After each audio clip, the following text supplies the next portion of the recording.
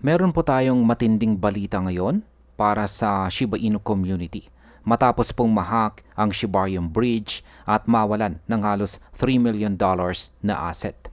Ito ay isa sa pinakamalaking security breach na tumama sa network. Kaya mabilis po na kumilos ang mga developers para maprotektahan ang ecosystem. Kaya yan po ang siyang ating pag-uusapan sa video na ito. Pero bago po tayo magpatuloy ay pakibasa na lamang po muna ang disclaimer dito po sa ibaba ng ating screen. Ayan, ano nga bang nangyari sa Shibarium Bridge?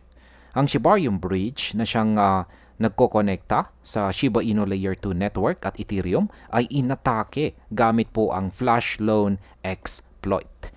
Nakuha po ng attacker ang 224.57 ETH at saka 92.6 billion SHIB na nagkahalaga po ng halos $2.4 million. Ito ay agad nilipat sa kanyang wallet.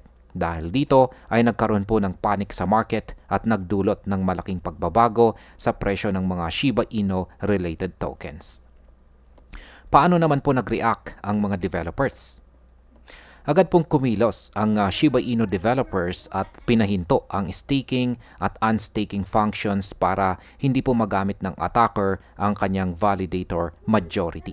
Dahil dito ay nalock ang mga bone tokens na ninakaw at napigilan ang mga malalaking damage sa network. Ang galaw na ito ay nagbigay po ng proteksyon sa mga natitirang users at pumigil po sa posibleng pagkawala ng mas maraming mga pondo. Ano naman ang epekto nito sa iba pang mga project? Apektado rin po rito ang K9 Finance na tumatakbo po sa Shibarium dahil malaking halaga ang kanilang K9 tokens ang nahawakan po ng attacker na umaabot po sa $700 million. Bilang tugon ay nag-blacklist po ang K9 Finance daw sa wallet ng hacker para hindi po niya maibenta ang mga tokens. Sa ngayon, ang mga leash at saka treat tokens ay hindi pa ginagalaw ng attacker pero patuloy po na binabantayan. Paano naman po nag-react ang market dito? Dahil po sa balita, si Bone ay biglang umakyat ng higit 122% sa loob lang ng isang oras at umabot po siya sa presyong 0.37. Pero hindi nagtagal at bumaba ulit po siya sa 0.19 dahil sa profit taking at takot sa risk. Si SHIB naman ay bumagsak po ng higit 5% sa nakalipas na 24 oras at bumaba po sa presyong 40 digits 3019. Ipinapakita po nito na ang market ay nananatiling volatile at sensitibo sa mga ganitong pangyayari.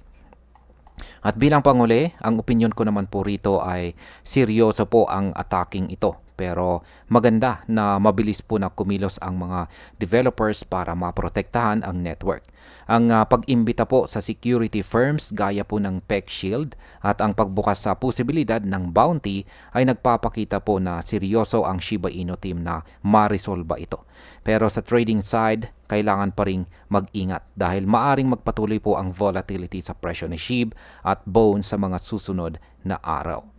Ayan, hanggang dito na lamang po tayo sa video na ito mga ka-crypto. Maraming salamat sa panonood.